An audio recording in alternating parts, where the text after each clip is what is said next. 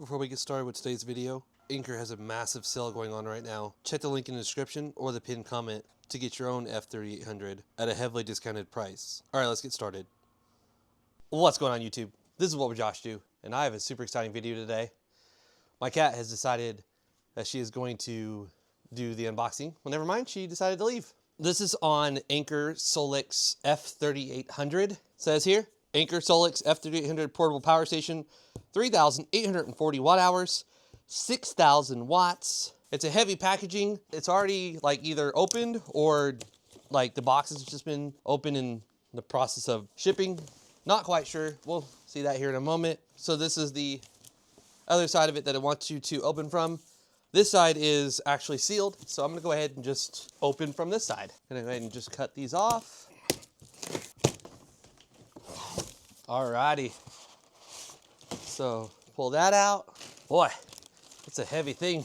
These arms aren't quite designed for lifting yet. So in here we've got an accessories box. All right, in here we get this giant cable. That's a thick boy for powering up the unit with 12 volt AC. And then we get a XT60 to MC4. And then we get some adapters to combine multiple MC4s to one so we can add up our power, which is fantastic. Now I live in an apartment. I don't really have a place to set up solar panels. So solar input isn't something that I'm quite capable of, but in a power outage situation, this thing's gonna be absolutely amazing. All right, so we're getting there. We are getting there. It's got wheels, came out nice and easy. Got some instructions in here, and yeah. All right, so take the wrap off, and there we go. So it's got bigger wheels on the back here, and then it's got little wheels that you can lock into place to prevent it from rolling around.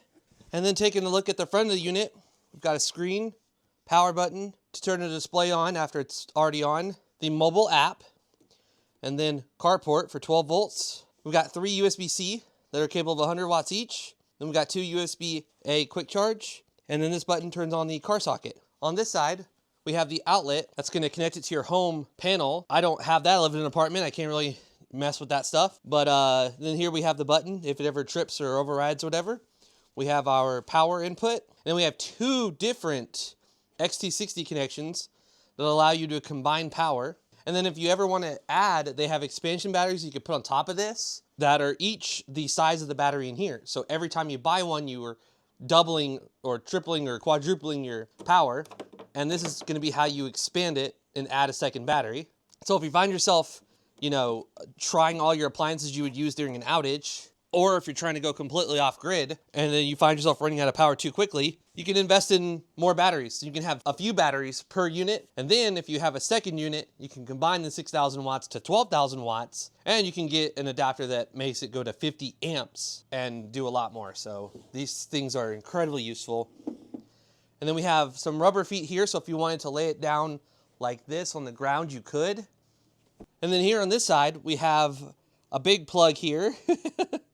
But then we have another plug here. And then you have your standard wall outlets. And one thing I've learned is this is going to be your UPS mode. If you want to use this as uninterruptible power supply and you have it plugged into the wall outlet, these 3 are going to continue to get power. And then we have some buttons here for override protection for the outlets. And this one will actually charge your Tesla if you want it to. You can hold down this button, and that also turns on the outlets over here. So what we're gonna do now is we're gonna connect power to this thing. All right, so one thing I've noticed is the cable that it comes with is pretty short, so I had to move my tripod and camera and everything. So here we are. We press the display button, and you can see that 1,715 watts is going into this thing, which I'm actually impressed that my circuit is allowing that. Like I said, I live in an apartment complex, and I've definitely had this much power trip my circuits. So, all right, on the app, we're gonna click add a device, allow, and it found the Anker SOLIX F3800. So we'll use Wi-Fi. You can use either or Wi-Fi is going to be great because if I'm at work, I can literally control the unit from my job. So click this little button here at the right, and it'll connect to our Wi-Fi, and done. And if you don't have any Wi-Fi, you can turn your phone into a hotspot, but then you might as well just connect to Bluetooth. All right, so it took a second for my account to all update, but now the F3800 is on there. We'll connect the phone, the little display on it. So now it's lit up saying the phone is connected. All right, and there you go. So now it's saying 87%, 62 degrees on here. It reflects that as well. And if we go down to the options here, you can see that we are currently on an old firmware, version 2.16. Going to select Wi-Fi. All right, connection is successful. And look at this. So we're going to go from 209 to 2.16, and we're going to click update, update, and now we're just going to wait for this to finish updating. It says upload. Oh, that's pretty cool. So I'm waiting for it to update. It says 41%. It also has the percentage here on the screen as well.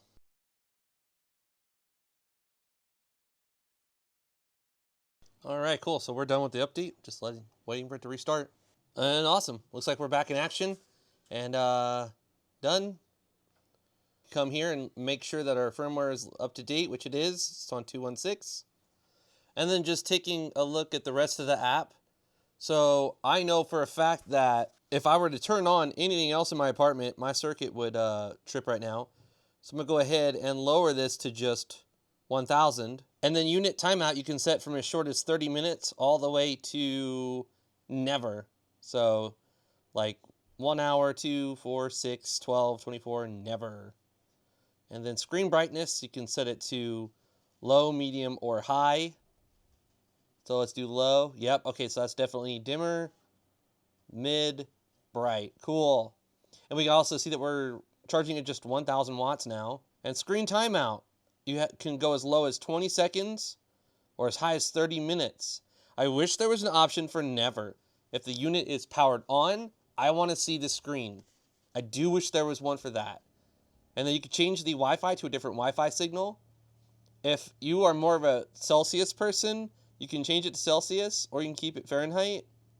You can view your serial number. You can check your firmware and see that you're on the latest firmware.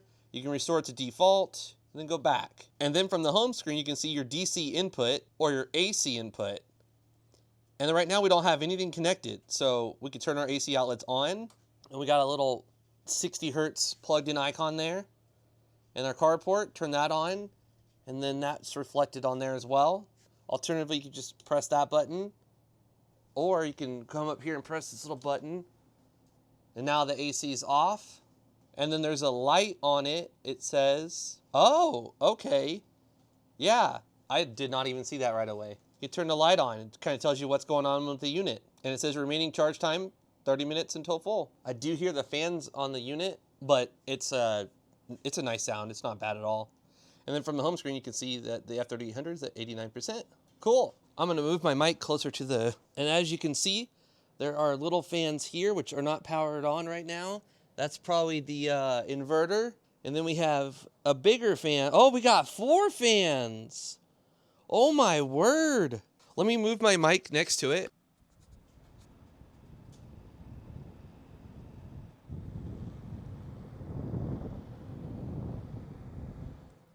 We'll have to see when we're editing how loud that was, but it's not very loud, and it's honestly like a gentle sound. Oh, I can actually feel the heat. For just a moment, I'm going to go ahead and crank up this real quick to the highest since I don't have anything else using power. I'll change it to 1800. And what we're going to do now is we're going to basically get a readout of the temperature. All right. And there's my little DC fridge, so it's currently at 30 degrees. But anyways, it was just picking up in the background there. But yeah, so that's going to be 34 at the hottest. And the coldest is 22. That's the freaking vents right here. I could definitely feel air sucking through it. Like those fans are doing a fantastic job.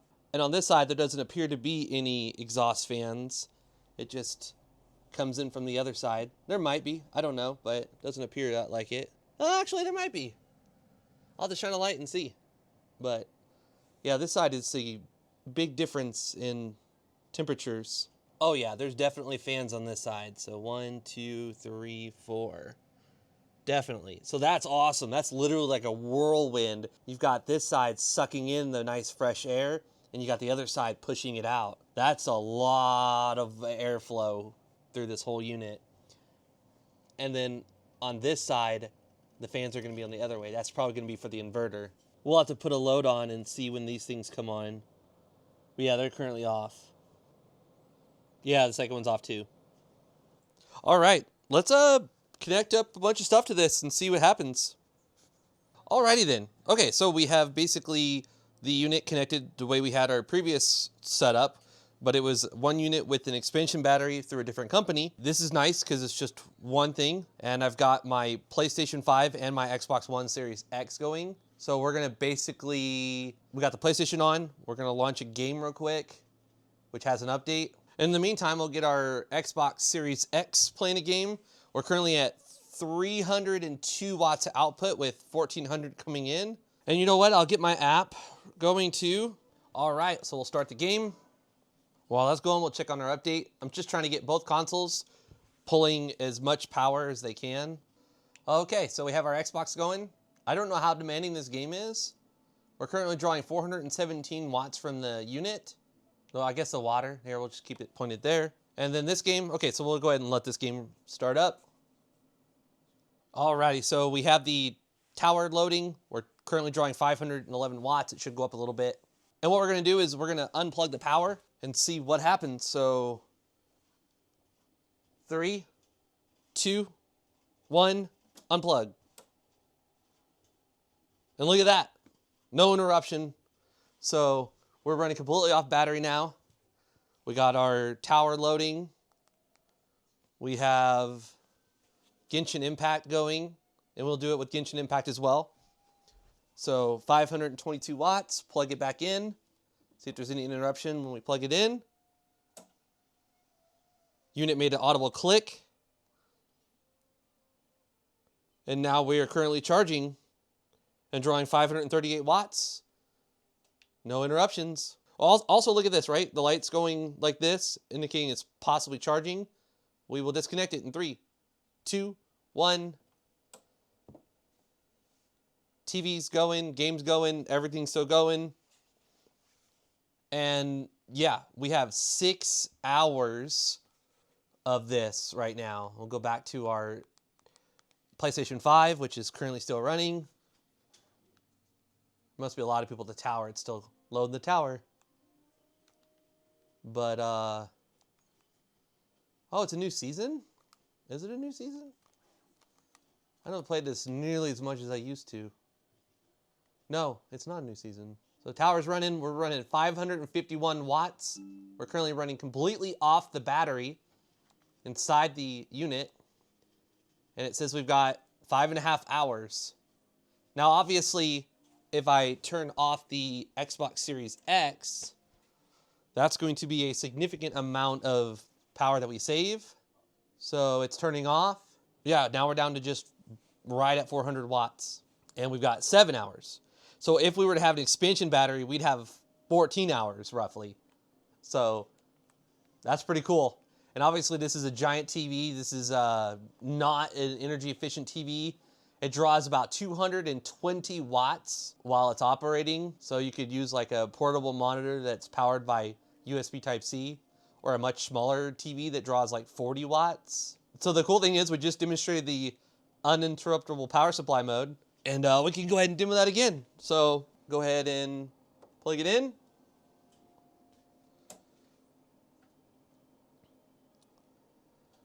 Nothing changed. Now this is moving from left to right, and we're inputting 1400 watts while we're taking away 400 watts. And it's going to take 0.2 hours to charge. And if we disconnect, nothing. The game's still running just fine. And now this unit is lit up solid blue. And I know that my refrigerator is energy efficient, and it draws a little tiny bit over 100 watts, less between 100 and 110 watts, and a much smaller battery that's like 500 watt hours, like 1/8 of what this thing has, can run my fridge for over 12 hours. So far, this is pretty fantastic. And I'm not even nearly taxing this thing at all. 400 watts is nothing. This thing can do up to 6,000 watts. So that's a microwave. That's a microwave and some other appliances. That's a lot of different things you can power. And right now we've got our PlayStation 5 and Xbox Series X connected to the 2 of the 3 ports here. And then this one is connected to this. And this has the TV and the Nintendo Switch and other stuff. That way, everything can be powered by the UPS. My only Anker panel is 100 watts of solar, and bringing that solar from outside to inside would be impossible because I live in an apartment. I'm going to create a part 2 of this where I basically test and run this setup and refrigerators and stuff like that. And I'll come back in a couple weeks with a part 2 of this, of what all this thing can actually do, connected to my microwave, connected to my refrigerator, my deep freezer, and just see what all this thing can do. All right, so we've had the thing charging. It's at 97%. It's got 1,400 watts coming in, 400 watts going out. And that is the current temperature readout of the exhaust fans right now. I don't have a whole lot of room right here, but I do believe it's going to be more than enough, and I can always move the unit over a little bit. But on this side, everything is cold. Nothing reads properly when it's got a display like this. It looks weird. Don't look at that. But yeah, the only thing hot is our little power strip over here that we have going into this top port for the UPS mode. But yeah, and all the heat's coming out on this side, which has a lot of room. And then the wall is right there. Wow, yeah, look at that. So 35, 36 degrees Celsius. And you can see, like, in comparison to the other one, which is, you know, got like a clock running in the modem and router. That's pretty cool to see it like that. And then there's the Nest Wi-Fi Pro, 42 degrees Celsius. It's pretty cool. Pretty freaking cool. If you enjoyed this video, please give it a thumbs up. I'd greatly appreciate it. If you're new to my channel, please consider subscribing. Please follow me on Twitter and Instagram. This is What Would Josh Do, and I'm out.